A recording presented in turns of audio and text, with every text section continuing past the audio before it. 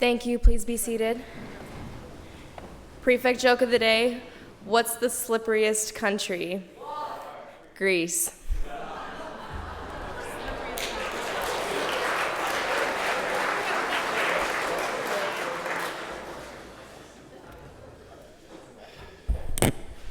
That reminds me of that silly little thing I used to say when I was a kid. Russia was hungry, so it took a bit of turkey and dipped it in grease. Okay, get it? Okay. I'm only here for a short time. That's the good news. No, my apologies. This morning is a bit unusual. The executive committee of the board have a teleconference with us, and they've had to move it to 8 o'clock, so it's actually starting right now. So I should be there, but I wanted to come and just do the first couple of things here. First thing is to have a photo with the Colts group who are going off to the provincial championships. So we'll have a flag ceremony for the Colts, if they would come up, please, and we can send them off with our best wishes. Come on, Colts.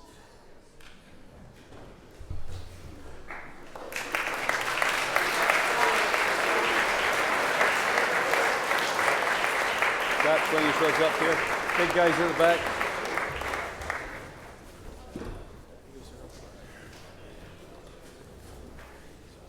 Get this right. Flag right way up. Yeah, let's go down the front. We'll go down the front. You get behind us.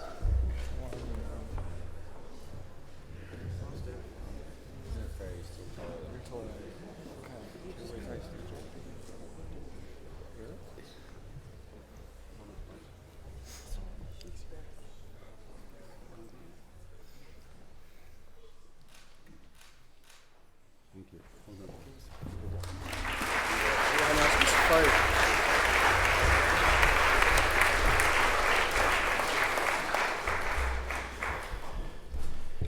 They're actually a lot swifter on the field than they are getting organised for a photo. I guarantee you. Well done. And this one this next one is very special, right? Because it's one thing to put in a lot of effort and to give it your best shot and indeed to win a title. But when you do that and you peak at the right time and you play the best rugby, or best anything actually, but in this case rugby, of your season, and in the final. So our senior girls, as you know, should be playing double A, have been playing double A for a number of years until last year went up to triple A, which is where all the big schools play. And they, as you know, as you heard, did a tremendous job of winning the triple A championship. But not just winning it in style. So I would like to have the great opportunity to present our senior girls with their medals and have a photo up here. So senior girls, come on up, please. Thank you.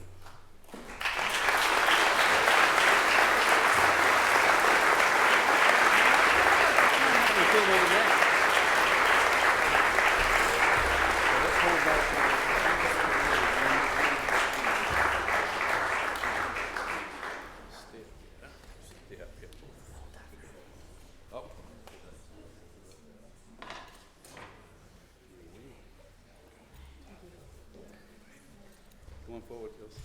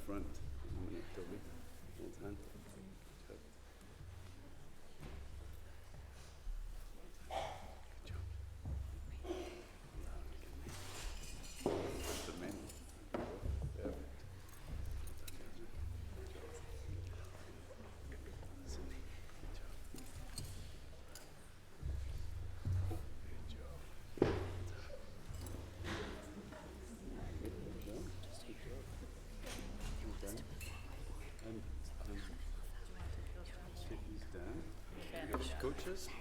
Coaches up here. Coaches should be up here. Yeah.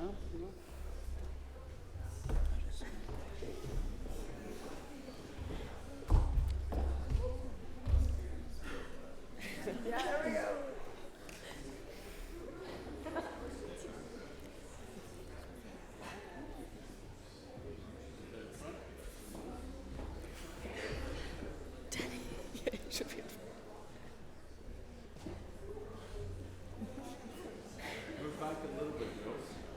You know what I'm going to do?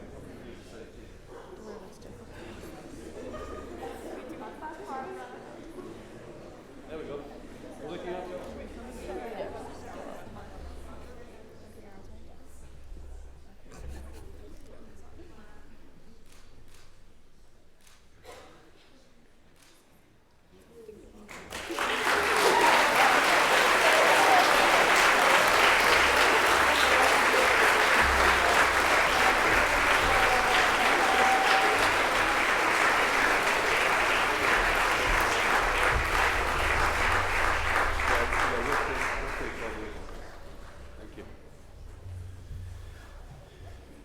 Thank you. Thank you for your patience. You know how much I'm going to be sitting looking at that photo as I'm sipping my coffee in 2 or 3 months' time and just enjoying some of these memories. But terrific job.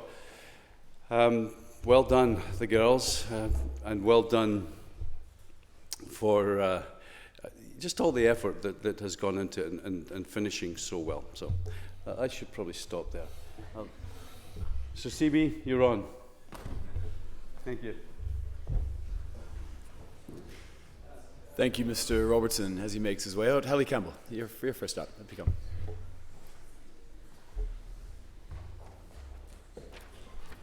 Hello, everyone.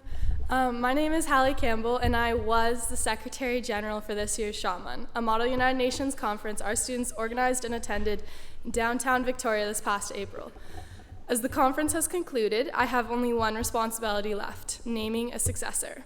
After making it through an intensive selection process and years of hard work and dedication to the fine art, I am so excited to see everything this girl will accomplish. Please join me in congratulating Shaman 2019's Secretary General, Carrie Walker.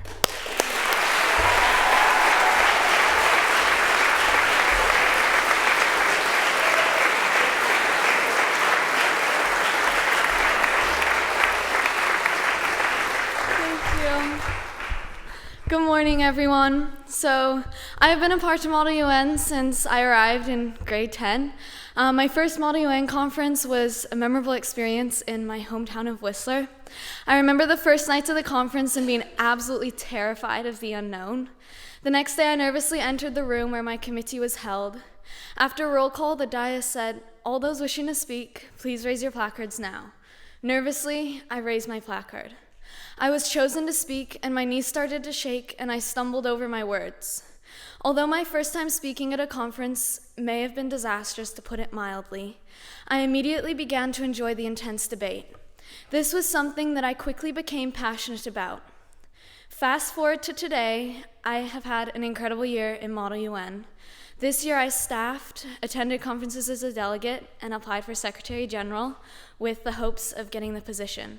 I was thrilled to find out a few weeks ago that I had in fact got the position. As next year's Secretary General, I've been given the task of coordinating Shaman 2019 at the Victoria Conference Centre. Last year's conference hosted over 320 delegates from over 20 schools, and we are hoping to make next year another successful year. As Secretary General, I am assembling a team of dedicated and passionate individuals. Staff members are individuals who help run a committee such as the World Health Organization or a historical crisis simulation. On the other hand, Secretariat members are charged with coordinating the different aspects of the conference, from marketing to finance and logistics.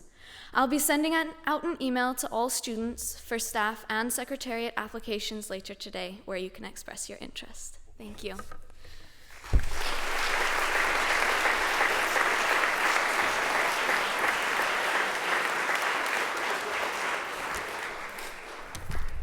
Thank you very much, Kerry and Hallie. That's fantastic. And I was lucky enough to go down to Victoria this year to see the Shawnigan Run production down at the conference centre in the legislature, and it was quite the experience. So, yeah, get involved, and if you haven't already, sign up for this fantastic fine art and experience. At this time of year, I don't need to tell you that as we reach the sharp end, the business end of the year, you're well aware of the fact that your Shawnigan education challenges you to perform in the classrooms, in the fine art studios, on the sports pitches, and everywhere in between.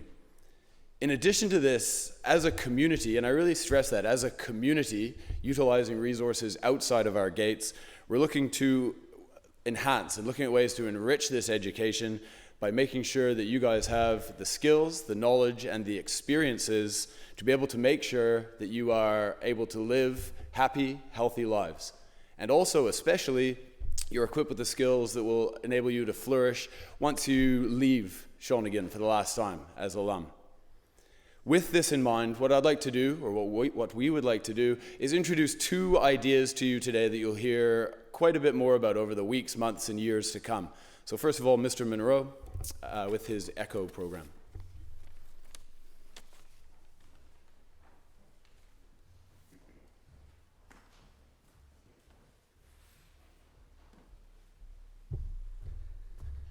Morning all.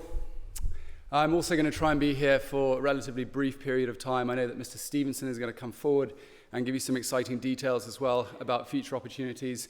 And the other side of that is that one can only hold one's breath for so long in restrictive trousers such as these.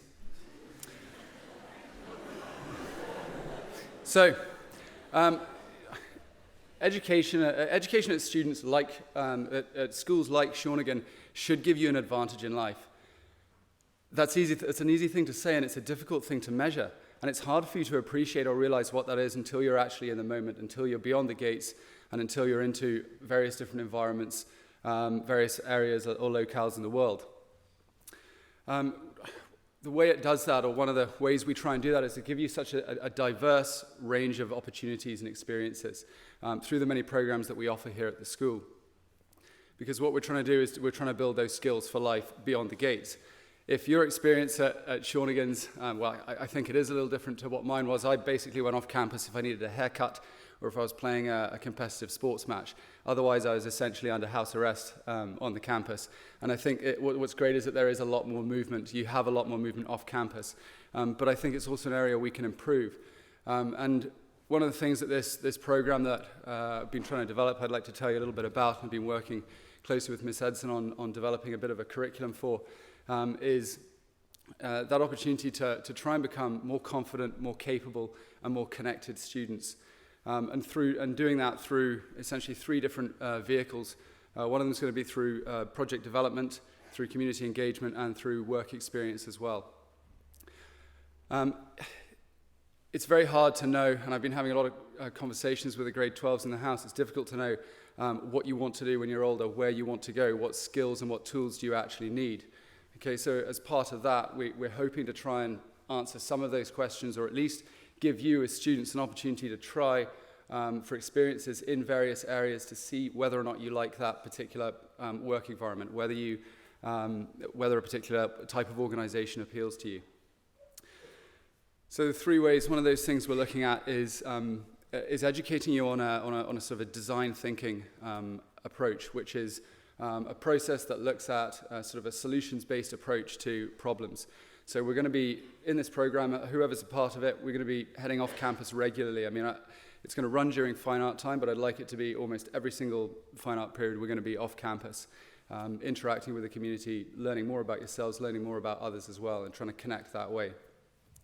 The design thinking piece takes you through that process of looking at the root of an issue or a problem and working how through a series of steps to try and find a solution for that problem.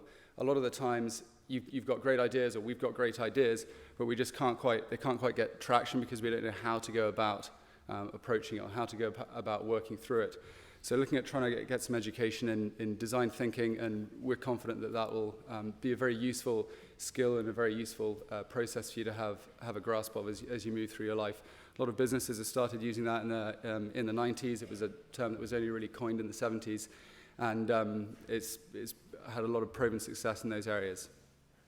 That part of that is going to be community engagement. So it's wonderful if we can bring some projects that to fruition here on the campus, but also looking at engaging in the local community and trying to understand what some of the needs are and perhaps what some of the problems are there, and perhaps see if we can provide some solutions in even just a small way. The third part is also this idea of improving your opportunities for work experience. I'm looking mainly to sort of grade 11s and grade 12s here. Through our engagement with the community and through our use of our alumni network and things like that, we'd like to try and offer experiences for students that are either have been student-generated and that you, through your communication and through your relationships, have built, but also through our connections as a school, and give you an opportunity to try different things and to try different working in different environments, to see what it is you might like to do one day, or even just cross something off as I definitely don't want to do that, which is a very important thing to do as well. So I'm going to step aside in a second here, and I know that's fairly generic and there's not a whole lot of specifics there. If you're interested in more, please contact me, and I'll send out something as well to all students. But the program is, the name of it, ECHO, has come. It's that idea that we're constantly moving out, we're bringing things back. Okay, so there's that transfer movement, a bit like an echo. And also I have a good friend who has a sign off at the end of his email, which I really like, which is life's an echo, what you put out comes back. And I think that's very true. What you give of yourself, I think in some way, shape or form, you tend to get back as well. So we're hoping to do that in the local community and with businesses and with others. It's going to be a program that's available for students in grade 10, 11, and 12. Okay, and just because of the first year and because of various logistical pieces, we're going to look at having 4 grade 10s, 6 grade 11s, and 6 grade 12s. But the idea is that you're proactive, you're enthusiastic, you engage wholeheartedly in it. We're hopefully going to have lots of fun, and you're also providing opportunities and you're providing information to other students at the school. So ideally, it's something that can hopefully have an impact on many students at the school, even though there's a relatively small proportion of you who will be involved. Okay, and it's going to start in September, and it's going to run in fine art time. Anyway, I'll hand over to Mrs. Stevenson. Thanks very much.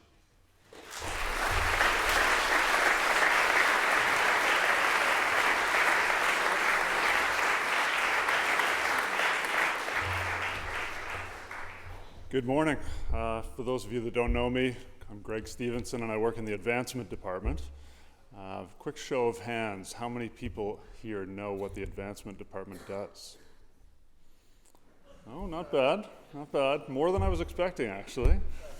Well, the good news is for the rest of you, you're not alone.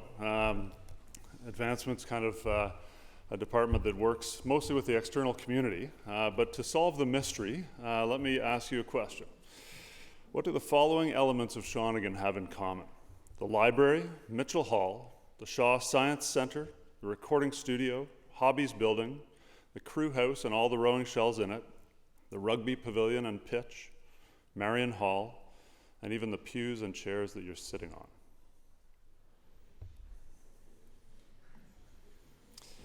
The answer is that they're all funded primarily or exclusively by donations. And that is largely what advancement does. One of the primary focuses is working with people that want to make donations to the school. Shawnigan has over 4,000 alumni who are in regular contact with the school, and 600 people that make donations to the school every year to make this very special place that it is. So Shawnigan's surrounded and supported by a vibrant and engaged community of alumni, parents, and past parents. Try and imagine what life would be like at Shawnigan without the list that I just ran through. As a Shawnigan student, you're on the verge of becoming a member of that community. Some of you are years away from becoming alumni, others only weeks. And your role in the alumni community will evolve over time. For now, your role in the Shawnigan community is mostly focused on what is taught here in the chapel, in the classrooms, and on the sports fields and pitches, striving to do your best and have a positive impact on the world around you. One of the benefits, that's your responsibility, the responsibility side that you have. You'll have plenty of opportunities to give back, as Mr. Monroe explained. But you also receive benefit as a member of the Shawnigan community.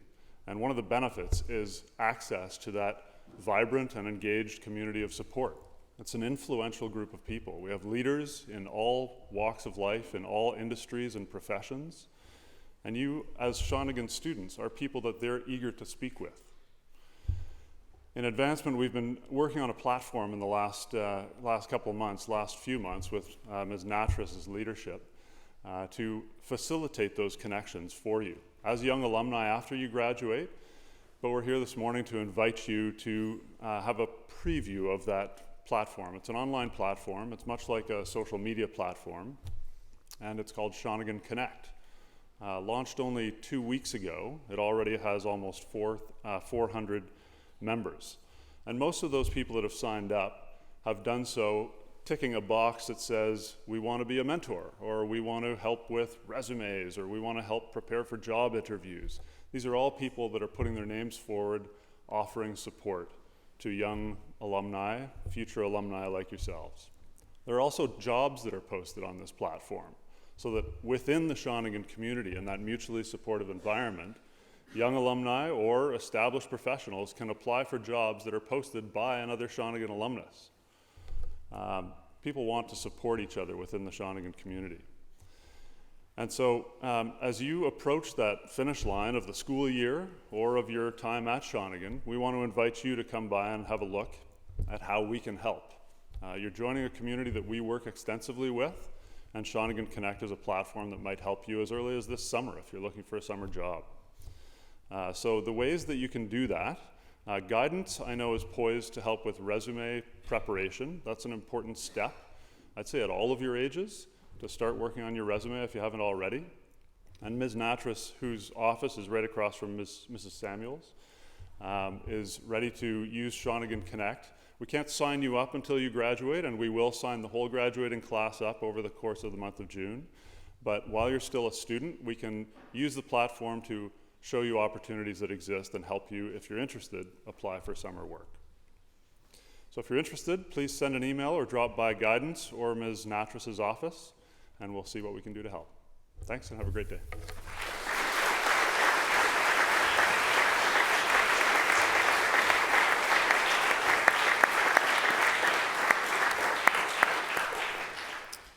Thank you very much, Mr. Monroe and Mr. Stevenson. One of the most special things about this amazing school that we're part of is the community side of it. We know very well how powerful and how important how important our community is inside the walls. And I think these are two examples of fantastic programs that are going to reach out and engage the community that lies outside of the Shawnigan gates. I really look forward to seeing these two programs develop, and you guys certainly will be the ones who benefit from it. So any questions, Mr. Monroe and Mr. Stevenson, I'm sure would be happy to answer them, but something to contemplate. Thank you very much.